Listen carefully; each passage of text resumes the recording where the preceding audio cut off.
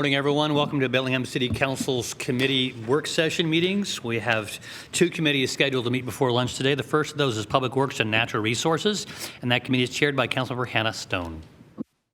Thank you, President Lillquist. Good morning. So on the Public Works and Natural Resources Committee, I am joined by Councilmembers Anderson and Martins, and we have other council members with us this morning. So we have a couple of items before us, the first of which is Agenda Bill 23631. So this is a report from the February 8th, 2022 Lake Whatcom Policy Group meeting. The Lake Whatcom Policy Group, consisting of representatives from the Lake Whatcom Water and Sewer District, as well as the Whatcom County Council, the Sudden Valley Community Association, and the Bellingham City Council, meets regularly to discuss policy issues regarding Lake Whatcom. The Public Works and Natural Resources Committee Chair, that's myself, is providing just a briefing on the discussion and recommendations from that February 8th meeting. So there are notes provided in the packet, which were put together by our legislative policy analyst, Mark Gardner. So thank you very much for your assistance. Just wanting to highlight, so typically we meet quarterly right now. And at this past meeting, a lot of discussion was focused on sort of the direction for this group because it's a policy group. But as many of you may already know, the number of meetings has sort of trended downward after the total maximum daily load, known as the TMDL, was accepted by the Department of Ecology, and jurisdictions made the needed budget commitments to meet the TMDL requirements by 2050. And so staff are routinely implementing the management plan, and there's less need at this time for sort of policy direction, but because sort of the policy's in place and now staff's doing the work needed to make sure that we follow that plan to meet those requirements by 2050. And so the policy group members were discussing areas of interest for topics and policy relevance that may be considered in this year, so 2023. Some of the items that came forward were discussions, this was coming mostly from the county, but issues regarding forestry and forestry management, as well as recreation management, possibly on the lake and surrounding areas, mountain bikes being one of the areas of recreation that was highlighted, as well as phosphorus reduction, obviously being an ongoing concern. But I just wanted to bring this forward to the committee to see if there were any recommendations or areas of interest or from the rest of the council that I could bring back to the policy group. Councilmember Anderson.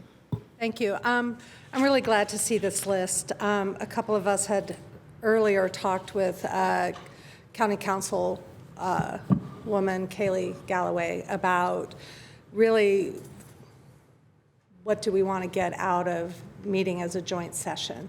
And last year, being kind of the first year that it convened that I participated, I thought it was going to be a great opportunity that I had specific questions.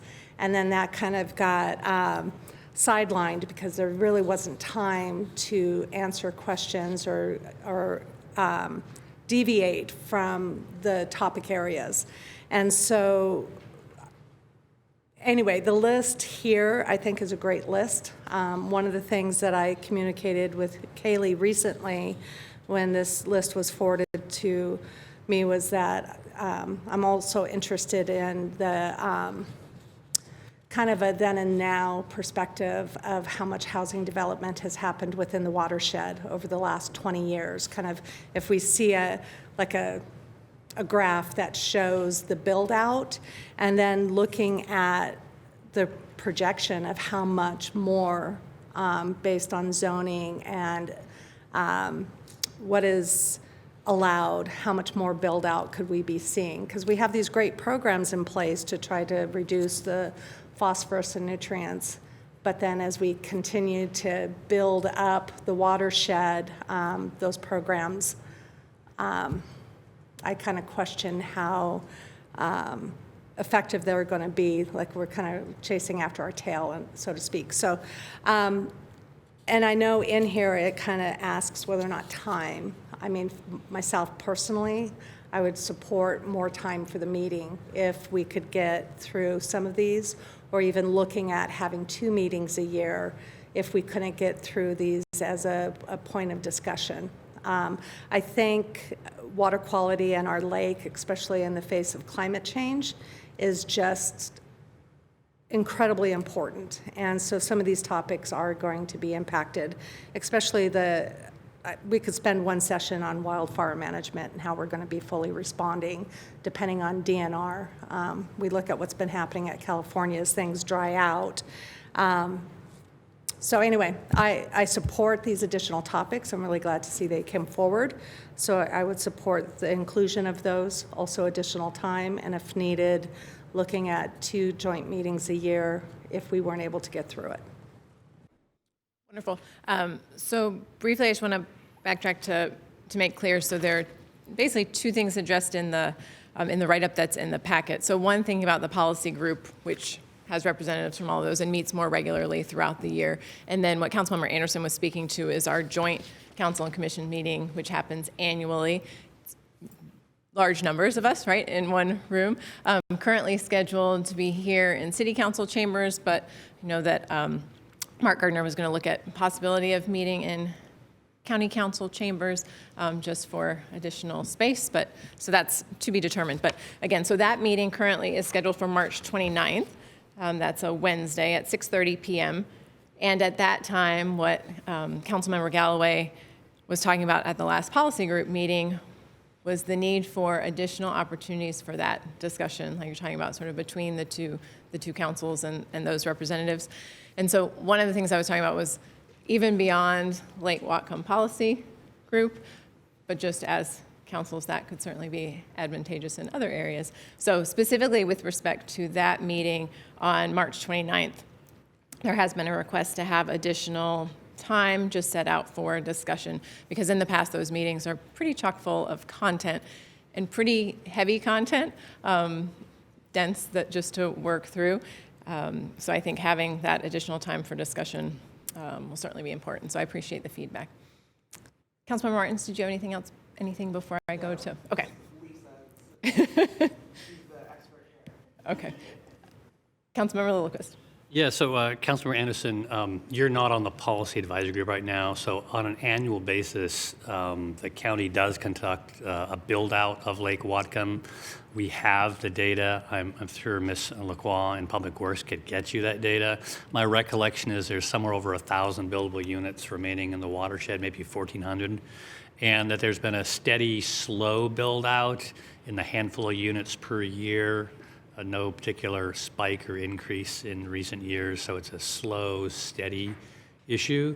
But I do think you should probably reach out to Ms. Lacroix, because those data do exist, and the policy group does see them every year, but of course you wouldn't see them, and I think you're right, they're not presented at the joint meeting either.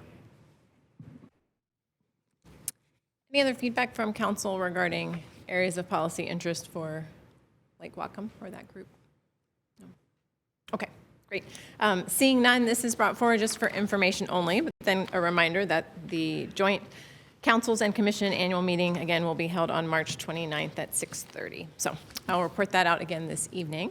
The next item before us this morning is Agenda Bill 23632. So this is a bid award for Woburn Sanitary Sewer Replacement, EU 190, bid number FB 2023. So the Woburn Sanitary Sewer Replacement Project involves replacement of sanitary sewer at the locations identified in the attached vicinity map.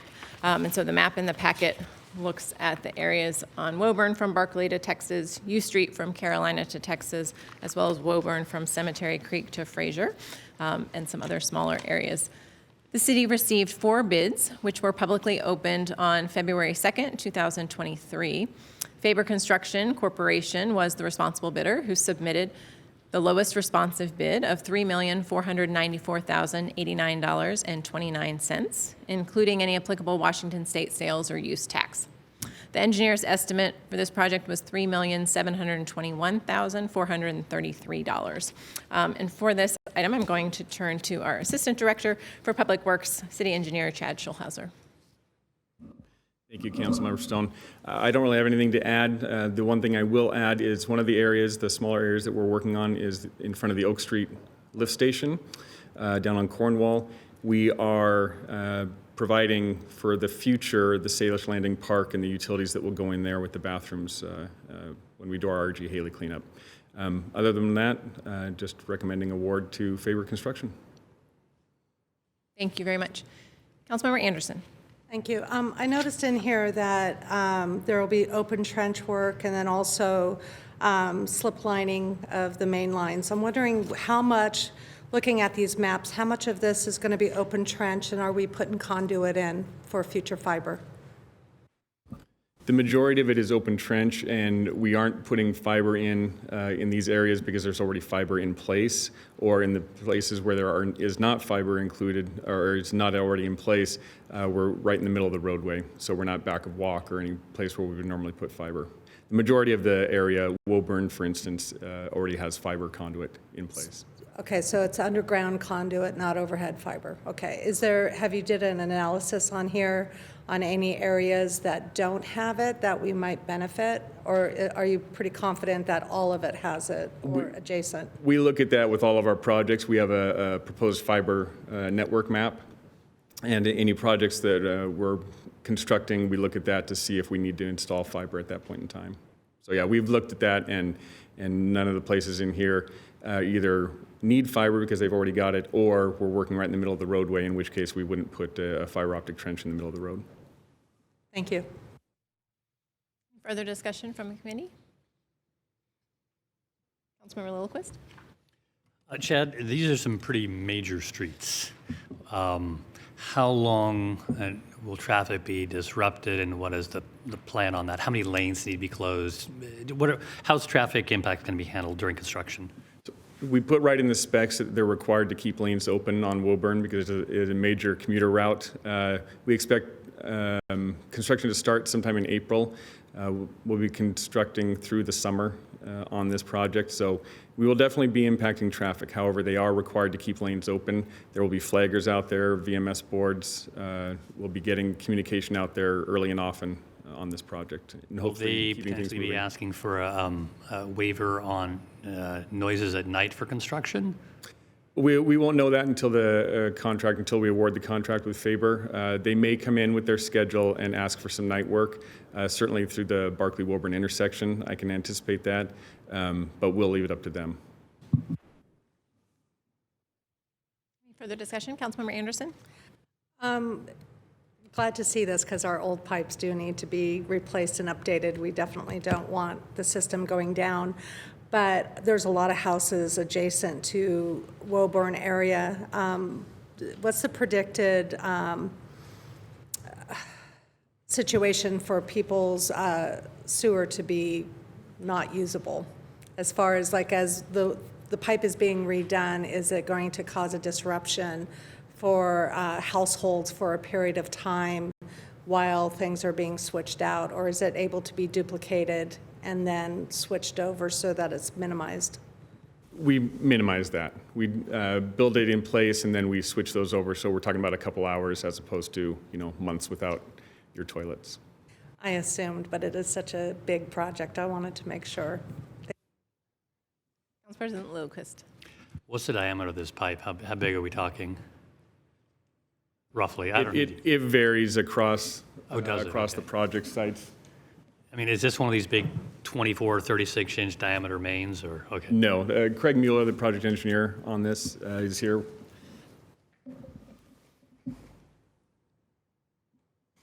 Craig Mueller, project engineer, Public Works. For the most part, it is a 12-inch and some 15-inch main that's going in. Any reason to upsize that? This is the upsizing. This is the upsize. The current system is pretty much at capacity, and it's roughly 90 to 100 years old. And just as Bellingham has grown, it's reached its capacity, so we need to upsize it and keep the system running. Anything further? Councilmember Anderson. Move approval. Thank you very much. So we have a motion before us to move approval of the bid, again, by Faber Construction Corporation for $3,494,089.29. There's no further discussion. I'll call the question. All those in favor will say aye. Aye. Any opposed or abstentions? Seeing none, that passes 3-0, and I will bring that recommendation forward this evening. Thank you very much. Thank you. Thank you. So The next item before the committee this morning is Agenda Bill 23645. This is proposed resolution regarding single-stream recycling and organic materials collection. The City of Bellingham contracts for collection and hauling of solid waste and recyclables with Sanitary Service Company, known as SSC. The contract outlines the frequency and types of service provided to residential customers within city limits. In recent years, SSC has seen a reversal of the recyclable commodity market to a cost, rather than revenue, and significant increases in labor cost. In addition, SSC needs to replace existing trucks that are at the end of service life. The city has expressed interest in controlling costs and increasing diversion away from landfills. It's proposed to modify the contract to require all residential customers to be provided organics collection, known as Food Plus, and change the recycling hauling to single stream. The attached resolution outlines the basis for the proposal and directs the mayor to negotiate a change to the contract with SSC to implement changes in service. And for this, I'll turn to Assistant Public Works Director Mike Ollinger. Good morning. Good morning. Thank you, Councilmember Stone. I'd like to introduce Brandon Brubaker with Public Works. He's our solid waste manager, and Ted Carlson, manager for SSC, and they will walk us through these changes. Good morning. As Mike just said, I'm Brandon Brubaker. I'm solid waste manager. So city staff feels that this is in the best interest for all city residents, that waste, recycling, and organics collection is managed in the most efficient and environmentally conscious manner. Staff recognizes that this is not a one-size-fits-all for everybody, for every customer. However, staff does believe that this is the most appropriate, efficient, effective, and financially predictable balance to all affected customers. Single-stream recycling is the predominant method of collection, state and nationwide. The material recovery facilities are far more equipped to sort out spoilage and contamination from other potentially recyclable products.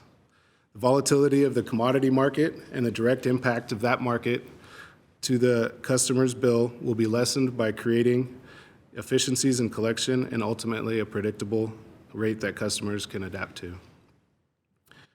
This is a step in the right direction. With state legislation as well as current and forecasted House bills that are leading the way on how we handle recyclables and organics. House Bills 1799 and 1133 are just a few examples of those. While the best strategy for waste reduction is to reduce consumption and production, we also need to decrease landfilling.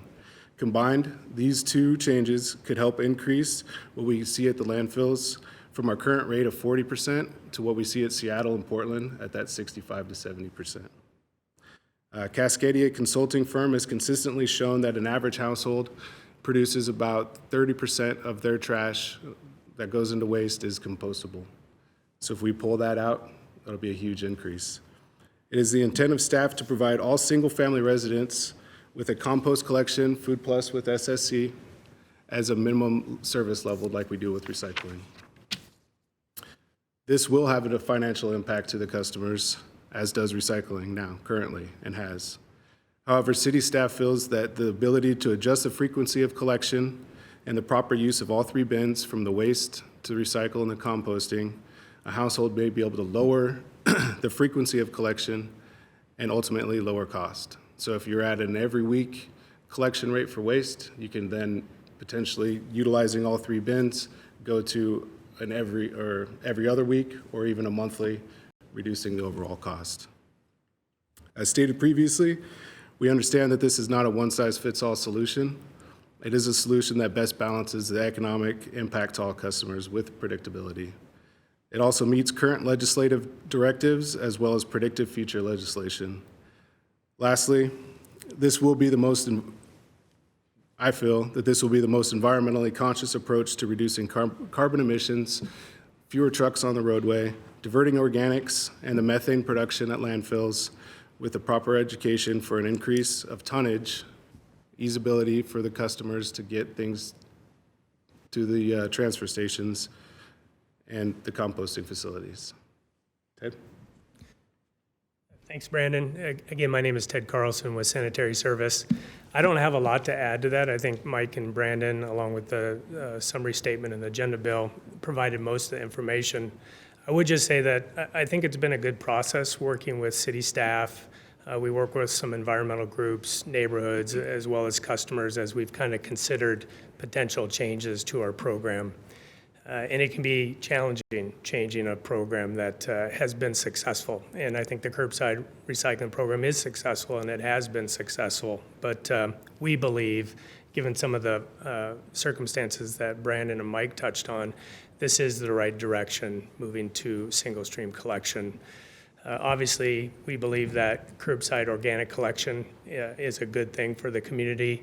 Right now, about 40% of Bellingham's residential customers already participate in the program voluntarily. So it's been very successful even on a voluntary basis. And I think pretty much everybody agrees that that is the best opportunity to increase diversion from the landfill is organic material. As Brandon mentioned, likely 30% of what people are putting into their garbage could be put into the compost, which would, limit landfilling, decrease methane, which obviously will help us on meeting some of the goals in the climate action plan. So the organic collection is really positive, I think, for the community. And as was mentioned, the state has already passed legislation that is going to require that throughout the state. So Bellingham would just be a little bit ahead of the state requirements.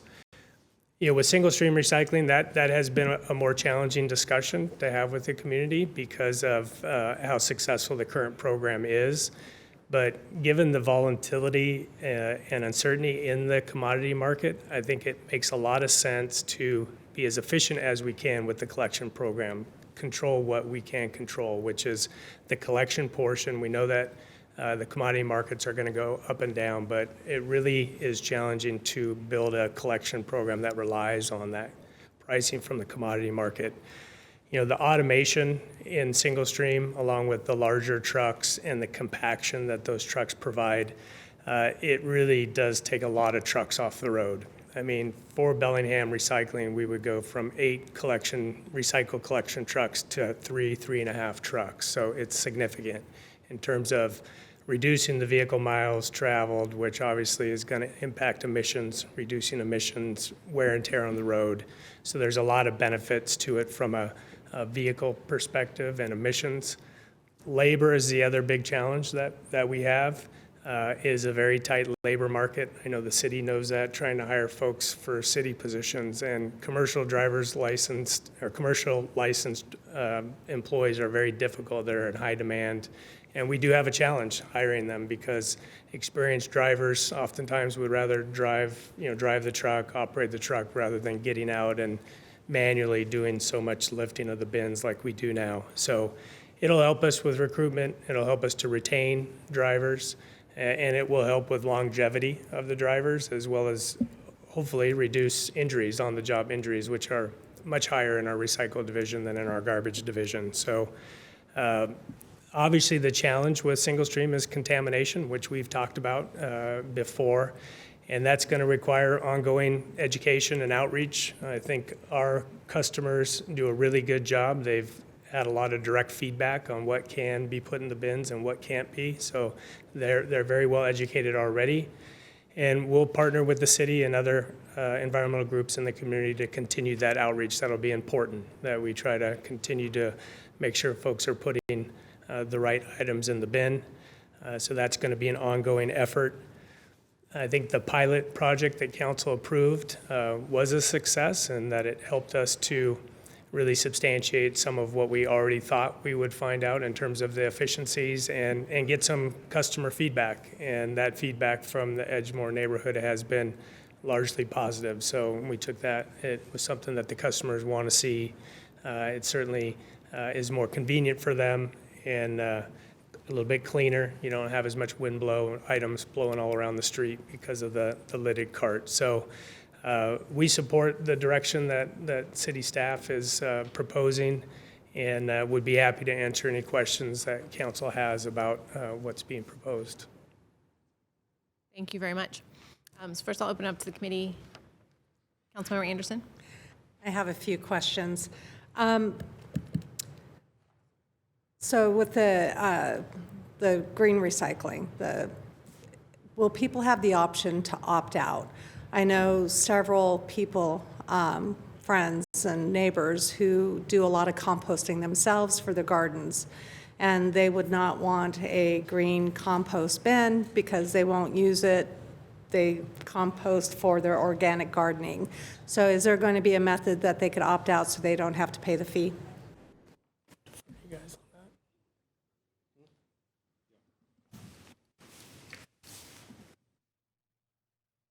that? That basic service would be embedded in their fee. So there's nothing that says that they have to participate. There's nothing that says that they have to keep the bin. They could turn the bin back into SSC. SSC would redistribute it. But the basic fee for Food Plus would be embedded in their base fee, just like recycling is today. Councilmember Martins, did you? At the end of the day, the community is going to want to know how this impacts their budget. And so we've got reduction across the board, which is amazing. Is the cost to the consumer still going to be the same? Are we lowering it because of all the reduction on the side of SSC? And then on that same line, did the Edgemoor test pilot have adjustment to what their fee was? Did we see everything go together into what they were paying, or did they stay at the same level? You're nodding your head. I feel like you understand. Thanks. Yeah, thank you. For Edgemoor, I'll start with that. There was no adjustment to the rate. In the city of Bellingham, recycling is embedded in the base rate, as Mike said, so there really is no called out rate for recycling. So that wasn't changed for Edgemoor. I think when we look at rates long term, what we hope automating will do is it be able to really reduce the labor costs associated with collection. Obviously, there'll still be some ups and downs with the commodity rates. There's a larger capital outlay. So in the near term, I think the best opportunity for rate reduction is for folks to utilize the 3 bins together, as Brandon was saying. So for instance, our most common collection frequency is every other week, but there are a lot of customers that are on weekly collection. So if you're utilizing your Food Plus bin, along with your commingled recycling and your garbage, hopefully those customers can move to an every other week collection for their garbage. Or if you're every other week, maybe you can move to a monthly collection. So by doing that, it will more than offset the increase that goes along with Food Plus. That's really the best opportunity for folks, and that's what we hope people do. We think people will do that, and we did see that years ago when Food Plus was originally implemented. A lot of people were able to go from weekly to every other, and some from every other to monthly. So that's really where people are going to be able to help control their rates. In terms of just the overall collection costs, I think long-term we'll be able to control the rates better, not having to deal with the big increases in labor costs and the long hours that folks are working and utilizing the equipment to help us be more efficient. Councilmember Anderson. Thank you. I'm trying to get my head around how the service is going to be laid out.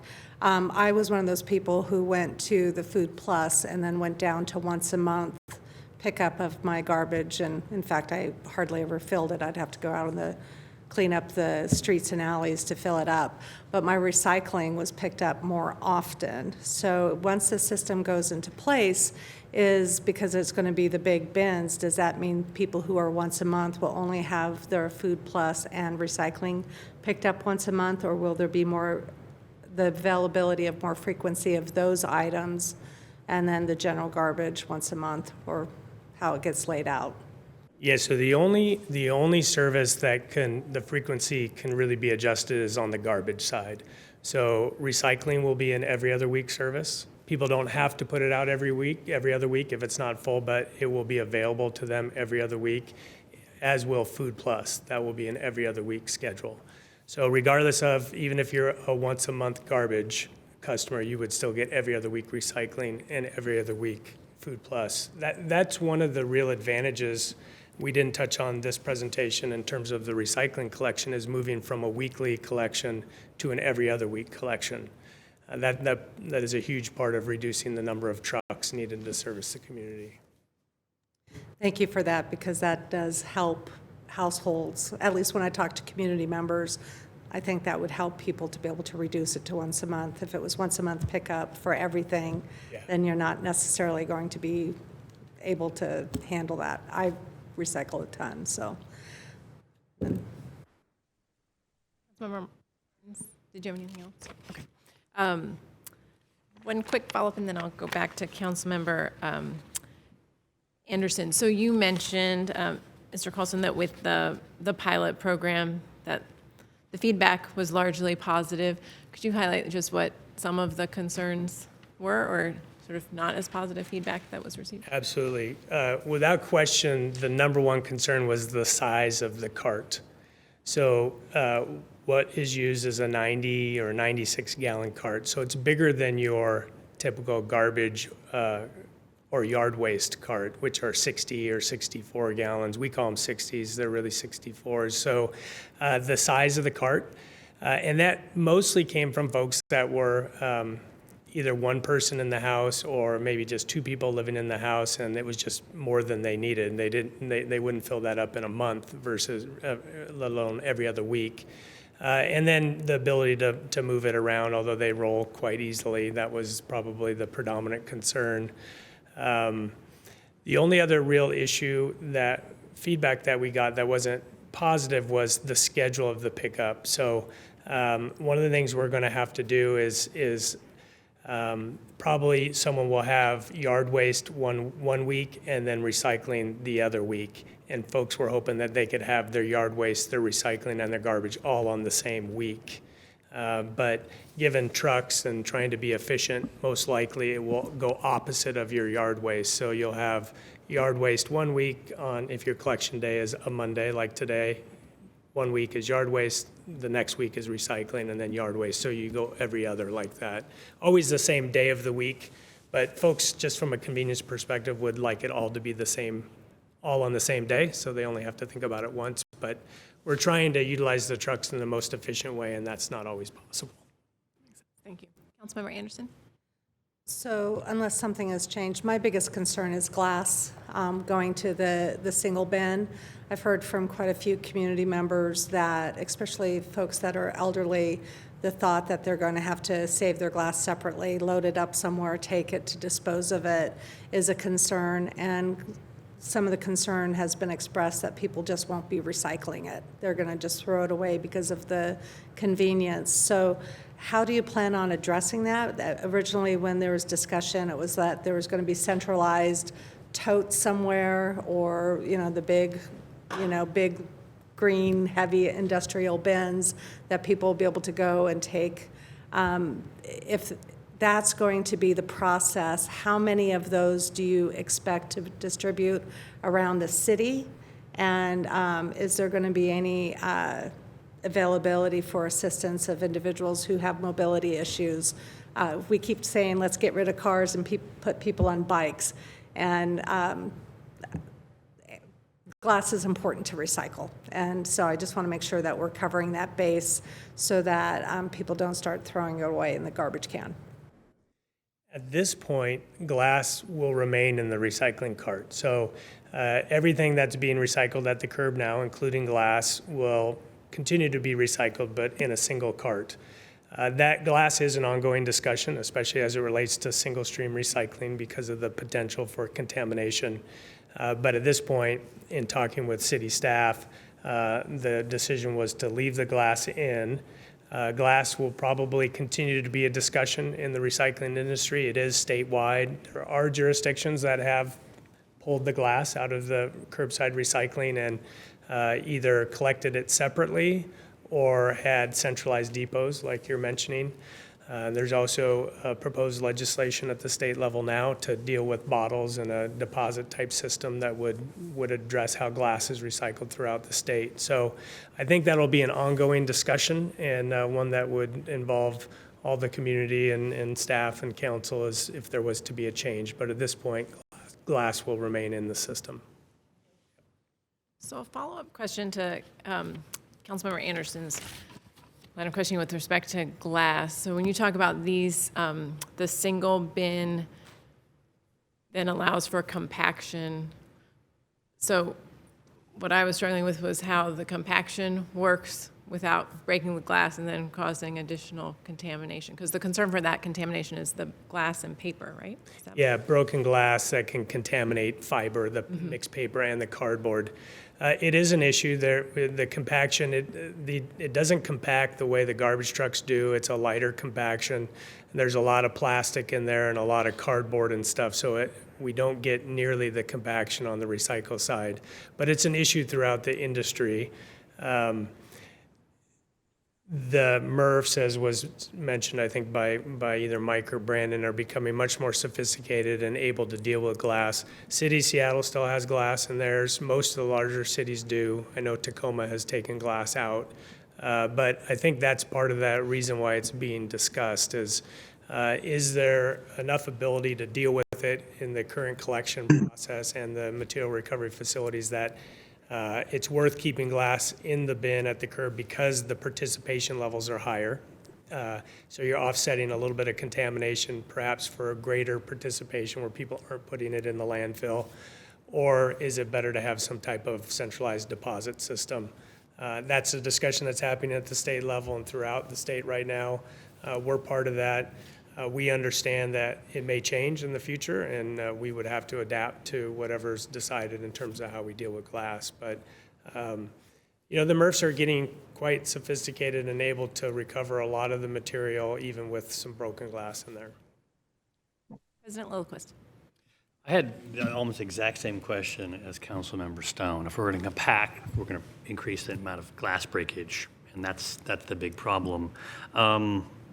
So going to the MRFs, the material recovery facilities, are there benchmarks or standards for yield?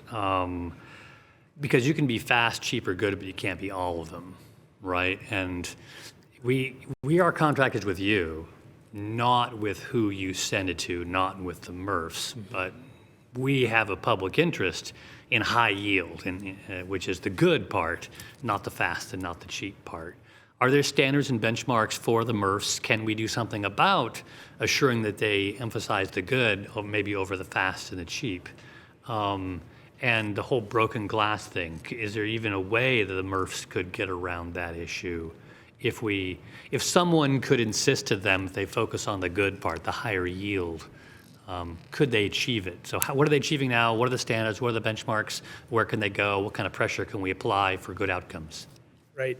Well, right now, the biggest pressure on the MRFs is the market. So they want to be able to sell their commodities at the highest rate to the folks that are buying the plastic, the mixed paper, the cardboard, and the glass. So the better quality it is, that's what drives that price, and that's what's going to bring the rate down for us too, the hauler that's bringing it to the MRF. So the better they do in their processing, the higher rate they can sell it to the end user, the lower the rates are to us because it helps their model. So the MRFs want good quality stuff from the haulers, and then they want to be able to develop or process the best, highest quality material so that they can sell it to food grade processors, perhaps, that the plastic will go back into making more bottles rather than the plastic being recycled for carpet if it's of a lower quality, which they don't get as much money for.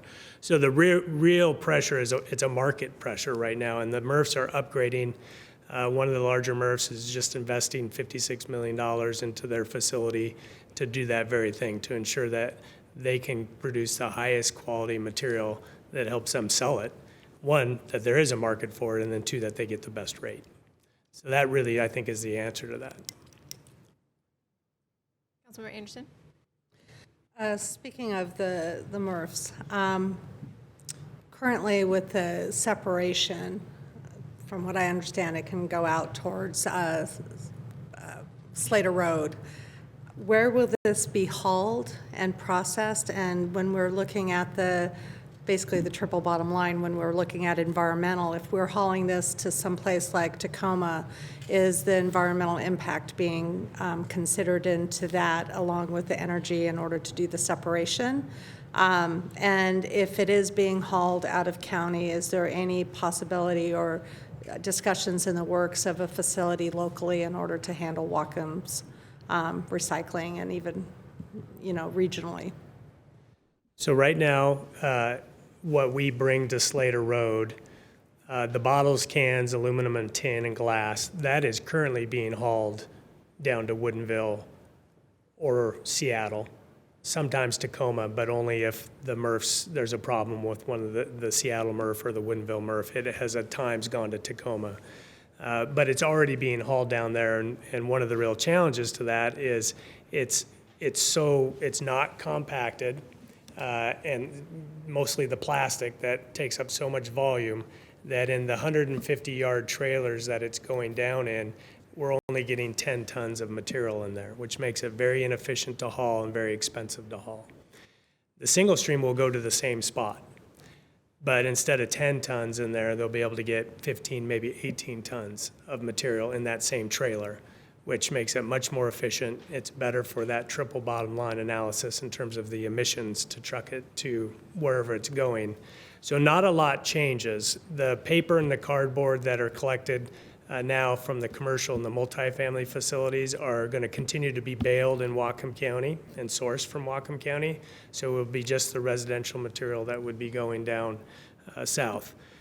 There have been discussions about would it be feasible to build a MRF, single stream MRF in Whatcom County or Skagit County so that it wouldn't have to be shipped as far. And those discussions are ongoing. It comes down to volume. Is there enough volume coming out of Whatcom County or volume in Skagit County perhaps that's not already accounted for? Meaning if Waste Management is doing the collection in Skagit, they're going to take it to their facility in Woodinville.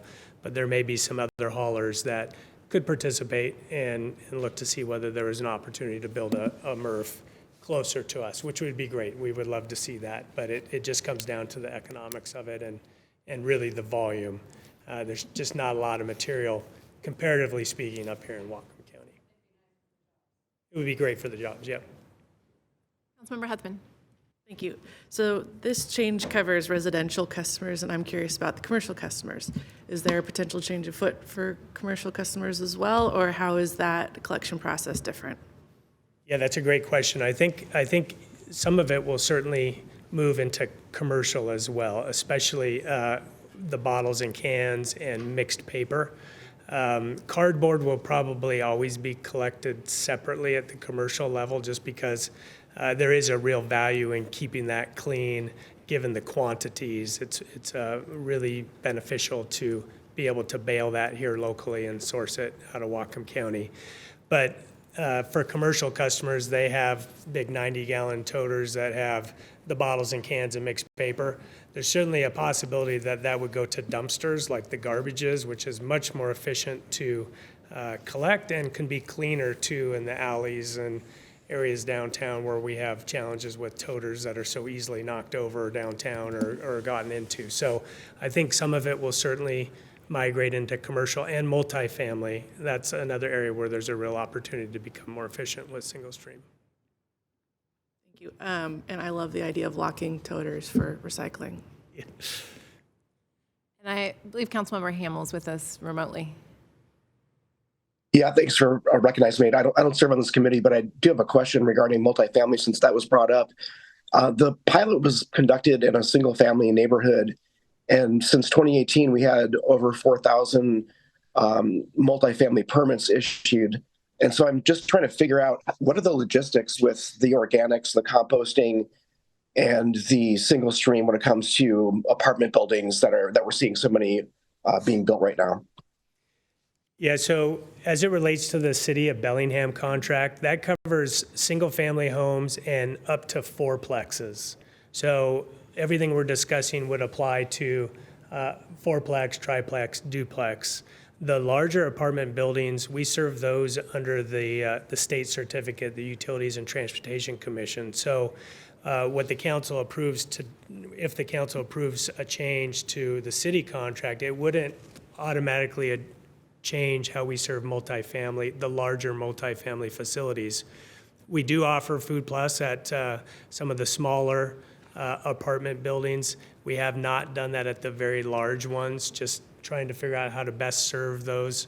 As far as recycling, the typical paper, mixed paper, cardboard, and bottles and cans, I think we would see some form of single stream at those larger multifamily facilities where now they may have Sometimes they have 30, 40, 50 toters on the really big facilities. That is very expensive to serve and challenging for the customers. Some larger dumpsters, I think, would serve them better. That will require a change through the state, however. So I think Bellingham may be a lead for that if it moves forward, and then we would try to apply that to other areas within our service area.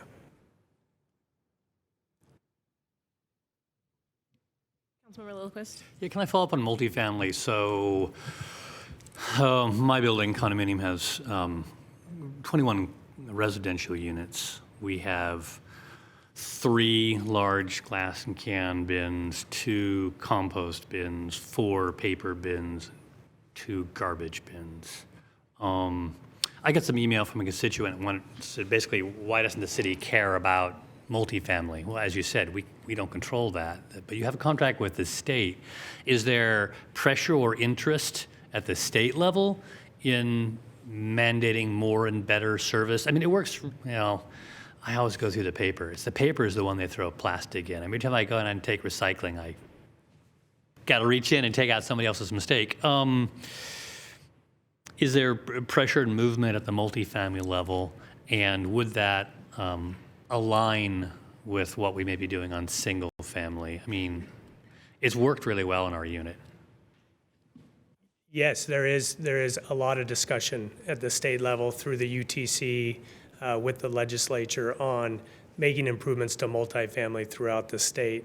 Bellingham actually, the Bellingham area provides a much higher level of multifamily recycling than many of our counterparts in other parts of the state, which is a great thing. We're ahead of it in some ways. But as Councilmember Hamel mentioned, multifamily is growing. That's where the opportunity is.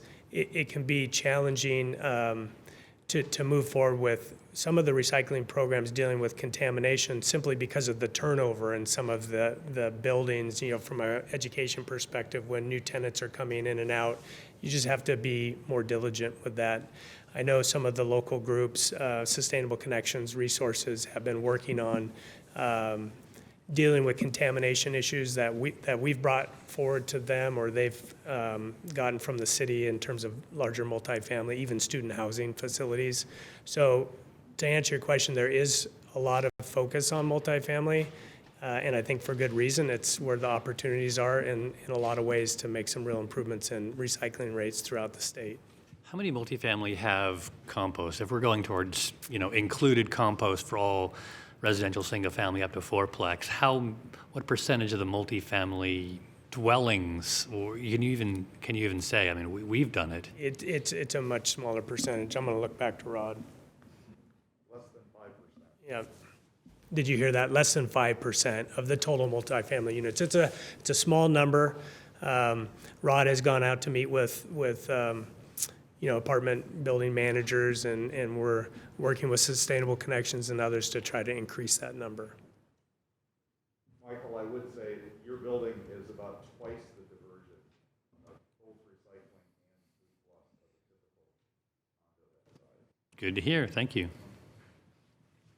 So on that point, Mayor Fleetwood and President Lillquist and myself were down in Olympia. Was that last week? Time keeps passing. For the Association of Washington City Action Days, and had an opportunity to meet with our legislators in both the 40th and 42nd. But I'm wondering if there's support from council by just a head nod, and I see Brian Heinrich with us, to sort of add that to our list of items that we'd like to track in Olympia and provide support when possible, because I think the impact could be much broader than our reach here within the residential single family. It's on our list. Okay, thank you. Other questions from council? So I guess finishing up the recycling, and then I have one more question about the compost. So the feedback I've been receiving from constituents, there's a certain amount of, I'll say, pride in the Bellingham community about recycling.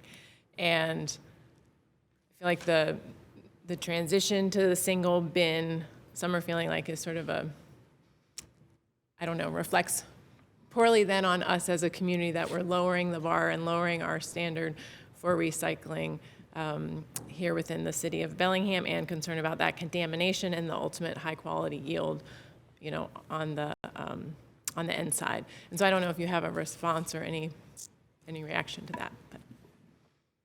We've heard some of the same, for sure, and met with some of the folks that were here when recycling started in the community, even prior to it being part of the SSC contract with a community group that started it up.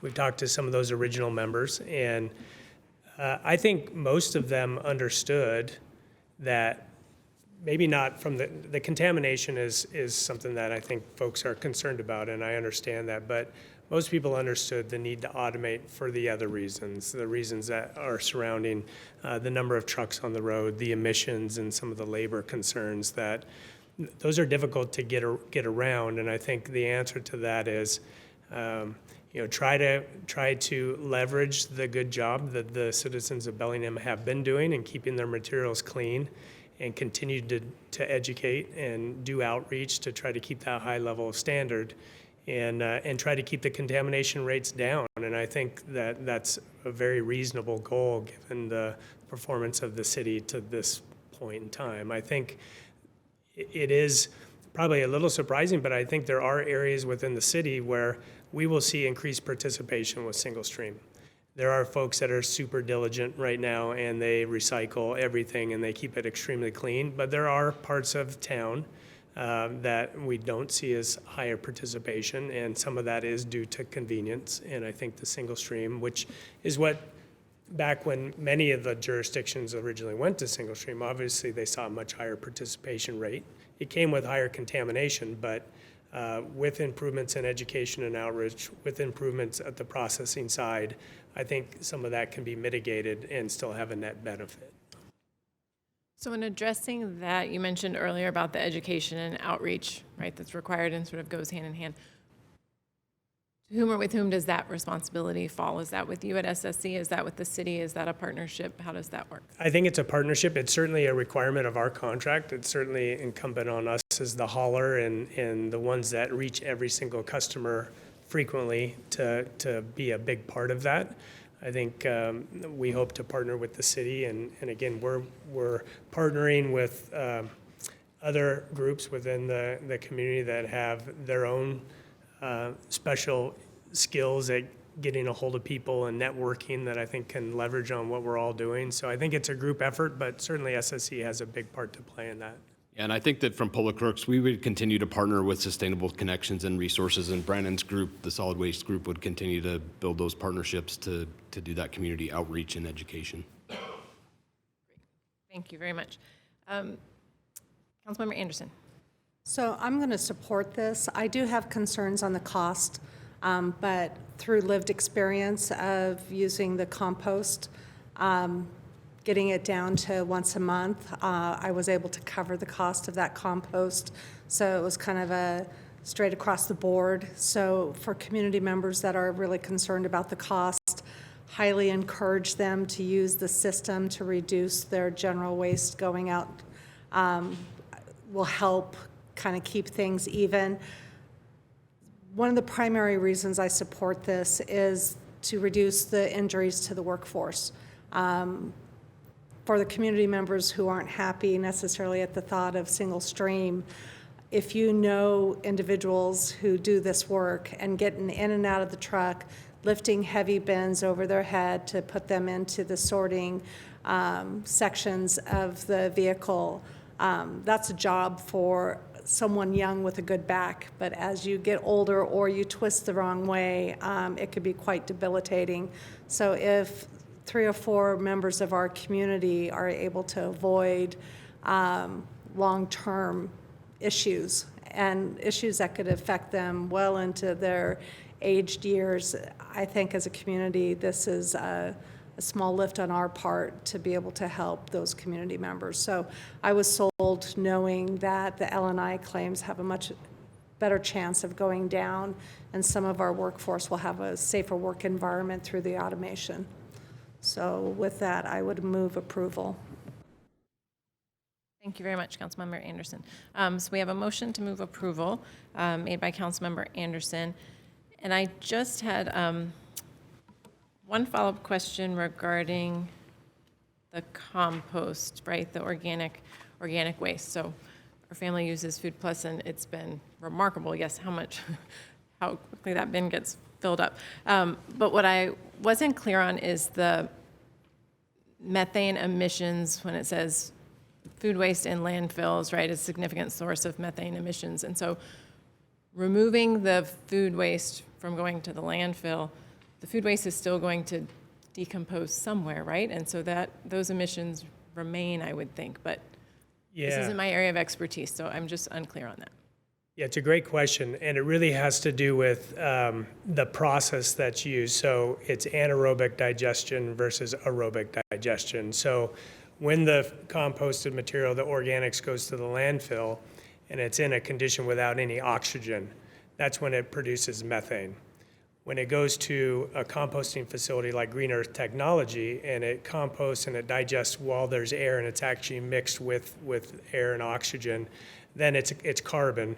And so there's still emissions, but it's methane being much more damaging to the environment than carbon is really the difference. So it's a great question, but most of the industries have determined that that's a really great benefit to climate change, is to reduce that methane, which is the most damaging to the environment. Perfect. That makes perfect sense. I'll share that with my kids this evening that I had my science lesson for the day. If Eric was here, he could explain it better than me, but. No, that I need it on a level I can understand, so that's perfect. President Lilliquist. Thanks for letting me participate in this conversation. One final question on the WRAP Act. If it passes, we'll put a deposit on what? I assume not all glass, probably just beverage bottles. Yeah, right? So beverage bottles up to wine size, standard wine bottle size, and then plastic as well. So plastic beverage bottles, so pop and water bottles, things like that would also be part of the bottle deposit system. But not larger glass or larger plastic tubs, things like that. That wouldn't be. So it's really food, beverage containers. How would that work? I haven't lived in Oregon, right? Right. Where they've had deposits. Who sets up those collections, or does every retailer have to accept bottles and plastic back? And then who would collect the bottles and plastic for them? I'm trying to imagine how much of the stream that's going into the single family's toter might, if the WRAP Act passed and if there was deposits, how much of that would go and where would it end up? Would it pass through SSC or would it make some other path to whomever? The way the legislation is written is that there would be a group. So there's two parts of the WRAP Act. One has to do with collection of all the materials at the curb. That's what they call the extended producer responsibility portion. And for that, the WRAP Act says that all of the producers have to create an organization called a Producer Responsibility Organization, or PRO. That's going to oversee all curbside collection in some manner. Then there's the deposit return system, the DRS, which would be another group, a nonprofit that's organized by the producers that would be responsible for managing and running the collection centers. So they would have to identify locations, and there's specifics within the bill that says where they have to be, how many there has to be based on density, population, distance from everybody. So whether they are at grocery stores like in Oregon, or they're at their own standalone facilities, or they're at the transfer station, or wherever they go, that would be run by the deposit return system, this nonprofit that is made up of the producers.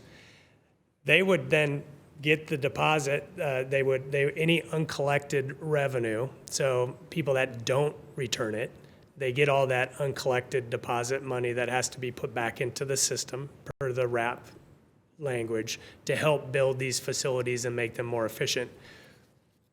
One of the challenges with the WRAP Act from our perspective is it's extremely complicated. And there's a lot of moving parts. It's trying to accomplish a lot of things, but that is a question, is how exactly would it work? How would people get their materials back to the deposit return centers? In terms of what it means to the curbside collection, The analysis from like our association and folks that run MRF, so the larger companies like Waste Management, Republic, Recology, that are looking at what would it do to the material recovery facilities. They put out estimates that say that about 25% of the value in that curbside bin, so the plastic and the glass that they try to recover and then market, like we talked about as commodity to the end users, would then go through the deposit return system. So that is a concern that the MRF operators have, is they're investing millions of dollars into their facilities based on the thought that all the material was coming their way. If some of it goes the other, to the deposit return system, what does that mean? It's just one of the things that would have to be worked out. So a lot of things yet to be worked out, but they would be run by these nonprofits. Can I just follow up on that? My understanding in Oregon is they're rather now sophisticated. I can take a bag of bottles, glass and plastic mixed together. I can throw them on a conveyor belt. They're automatically scanned by AI, and it credits my credit card account or debit account automatically because I have a customer number I've entered. Correct. Is that a fantasy that happens in only 2 places, or is it widespread? Well, I think that they've been going through a process to really try to upgrade their facilities because they have very high return rates, but they've been trending down over the years in Oregon. So part of a recent effort there was to increase the number of facilities that they have to make it more convenient for people to return their bottles, and through the technology that you just mentioned, make it much easier and quicker to get your deposit returned to you through that automated machine, and I've seen those too. So the proponents of the Washington Act are looking at what's going on in Oregon and other places that have return systems, and what they're proposing is to try to create the most modern, sophisticated facilities. So we're at time, but I want to make sure that Mayor Fleetwood had an opportunity to speak, and then we'll come back to the motion. Hi, Ted. Under the WRAP Act, is there any kind of duty imposed on the consumer themselves to return them to the?